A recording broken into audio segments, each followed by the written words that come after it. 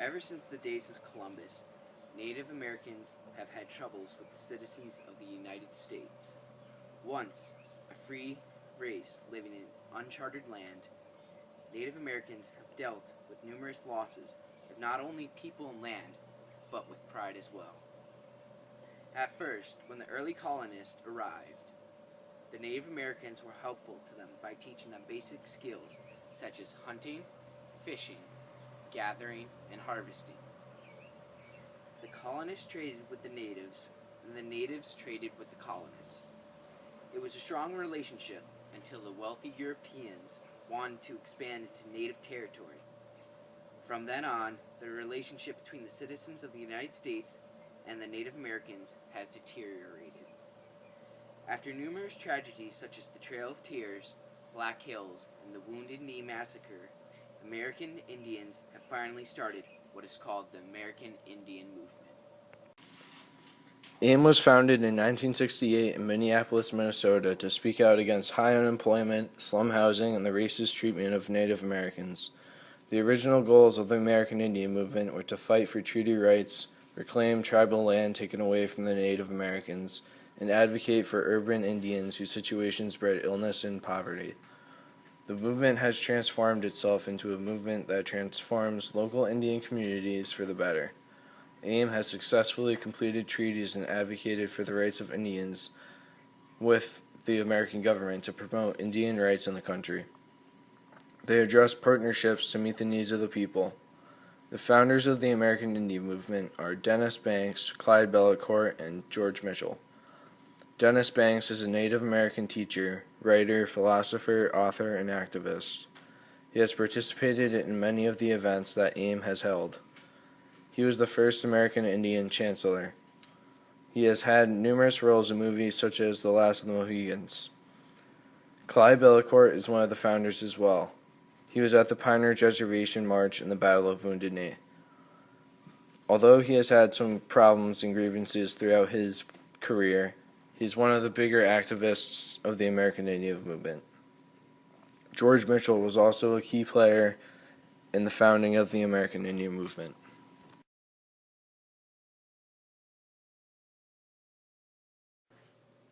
Today, Native Americans have been fighting against Indian mascots used primarily in the sports industry.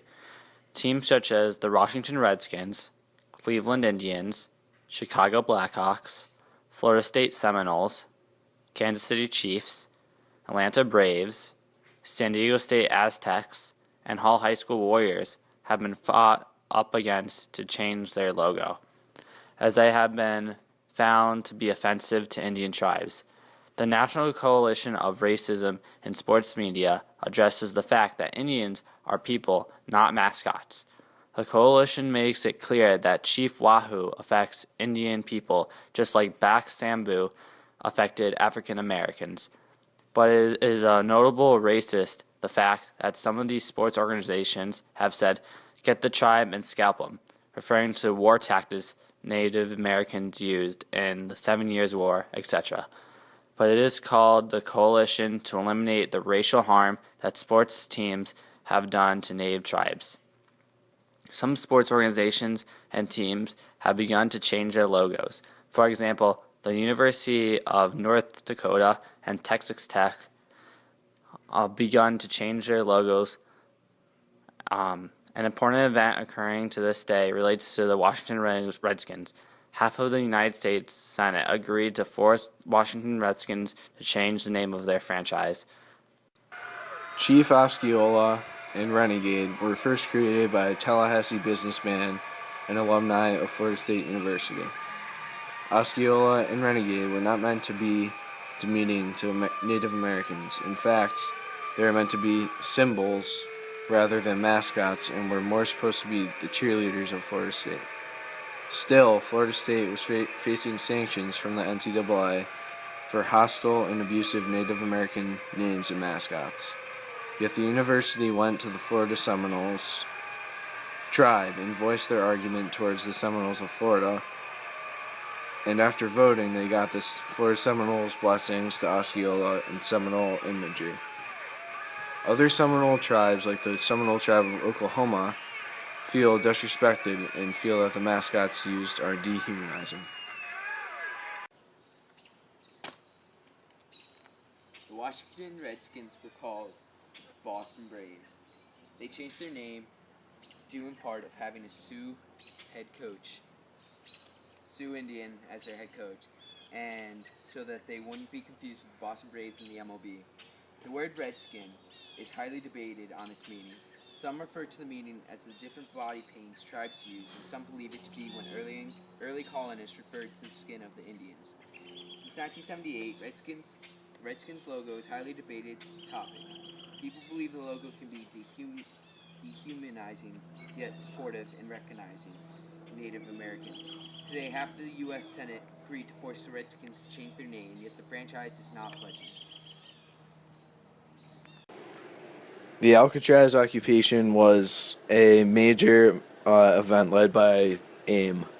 It was occupied on November 20th, 1969 until June 11th, 1971 by the group called Indians of All Tribes because they felt that the island belonged to them.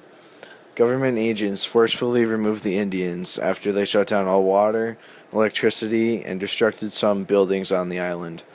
They referenced the tribe referenced the Treaty of Fort Laramie, which occurred between the U.S. and the Sioux tribe in 1868. The treaty established the Great Sioux Reserve, which consisted of the Bosman Trail and the Black Hills. The Sioux, to this day, have not cashed their check, which now sums up to $106 million with 5% interest every year because they feel like the land belongs to them. The deputy commissioner of the Bureau of Indian Affairs wasn't liked by many people from AIM. His name was Jim Oldcrow. He had been the head of the Bureau since 1933. When AIM tried to promote better living standards for natives, he didn't follow through with the plan. Indians got together to make a citizen arrest of Crow. When that didn't work, many Indians went to the Bureau in protest. American Indians took over the Bureau to implement Indian Self-Determination and Education Assistance Act of 1975 and the Tribal Self-Governance Act of 1994, which changed how the federal government and the tribe conduct business together. Protesters destroyed the building, caused $700,000 of destruction fees. The protesters felt that their life in America needed to be better. They wanted better living standards. In February 1972, Russell Means led 1,000 people to Gordon, Nebraska, to lead the protests of local authorities to charge 2 Anglo men in the tortured murder of Raymond Yellow Thunder. Raymond Yellow Thunder was killed while he was intoxicated, and the murder was labeled as racially motivated. Gordon went down to Nebraska because the 2 men that killed Raymond Yellow Thunder were let off easily with light sentences, even though there's a sufficient amount of evidence to prove that Raymond Yellow Thunder was murdered. This event sparked AIM to proceed with the occupation of Wounded Knee 1 year later. The Heart of the Earth Survival School was established in 1972 by the American Indian Movement. The school played a big part in Title IV of the Indian Education Act, which was passed by Congress in June of 1972. A survival school was an alternative to a public school, and schools offered by the Bureau of Indian Affairs on reservations. They provide instruction in the given language of the certain Indian tribe the school is run by. One of the main purposes of the Heart of the Earth School was to teach Native children skills such as fishing, hunting, rice harvesting, and maple syrup gathering. The initial purpose of the school was to teach Indians the practical training, because the majority did not want to seek higher education. When the school later became a charter school, it became a school where students could prepare for higher education while maintaining their cultural identities. To try to make a bigger stand against the government, AIM made their constitution, which would be called the Trail of Broken Treaties. This treaty had 20 different points that AIM is taking a stand against. In 1972, AIM brought a caravan of people when AIM decided to give Nixon the 20 points document in 1972. 2,000 people showed up from around the country to see the Constitution being presented. The 20 points were made to represent the wants of AIM. Some of the points were to make the president the person that negotiates treaties with Congress and enacts the treaties. AIM also wanted for there to be treaty commission, which would help to make new treaties with the natives. AIM also wanted to increase better relationships between the Indians and Americans by establishing a domestic policy between Native Americans and non-Native Americans. They also wanted for the judiciary branch to have the power to rule different cases having to do with Native American tensions. They also wanted the restoration of 110 million acres of Indian land by July 4th, 1976. They also want states to lose power to control Indian land and property. In the 20 points, it was also stated that the Indians would have a fair and equal jury with the establishment of Indians as jury members. It also stated the abolishment of the Bureau of Indian Affairs with the establishment of a new government group for Indians. Lastly, in the 20 points, AIM wants for American Indians to have freedom of religion and culture with the ability to learn about their culture and to allow natives to have appropriate housing and healthcare. On February 27, 1973, the American Indian Movement decided to head to the Pine Ridge Indian Reservation to seize the town in which a huge Native American U.S. government battle took place 83 years before. Many members of AIM were mad about their tribal leader, Richard Wilson, due to his failure to make treaties and negotiations. The occupation was 71 days long, going to May 8, 1973. The U.S. Army stepped in, eventually leading to skirmishes which led to a few deaths. The occupation attracted so many its media coverage, and 2 South Dakota representatives came down to help with the occupation. Many Americans started to become aware of problems that had come from the reservations. Many natives and non-natives came in support of the occupation. Court cases were given to the leader of AIM, Dennis Bank, and Russell Means, but the court cases were not followed through. After the occupation was over, the Pine Ridge Indian Reservation continued to have a lot. Founded in 1974, the National International Indian Treaty Council is a group devoted to sovereignty and self-determination of indigenous people. Formed at Standing Rock Sioux Tribe in South Dakota, 97 tribes formed together to form the IITC. Since then, it has been recognized by 9 nations. They have made a constitution called the Declaration of the Right of Indigenous. In the Declaration, it states, "In the course of these human events, we call upon the people of the world to support this struggle for our sovereign right and our treaty rights. Treaties between sovereign nations explicitly entail agreements which represent the supreme law of the land, binding each party to an innovative international relationship." This group is still very influential in trying to improve human rights, Indian culture, food sovereignty, and environmental health in the Native Americans. This council was helped to form by American Indian Movement and has become a very influential group. The longest walk of 1978 was a spiritual walk held by AIM. There were 11 pieces of American Indian legislation that they wanted to get the American government to acknowledge, so they decided to go from a walk from San Francisco Bay to Washington, D.C.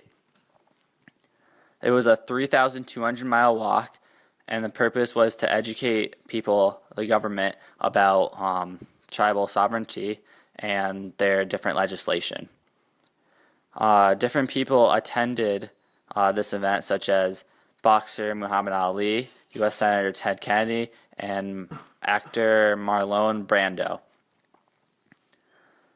During this week, they were able to pass the American Indian Religious Freedom Act, which allowed for the poet and worship, and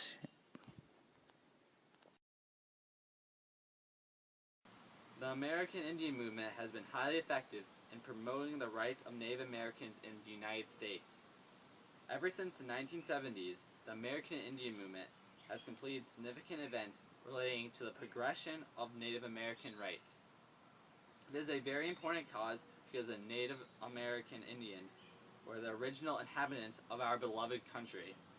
To this day, The American Indian movement continues its destiny of fighting for the rights of American Indians.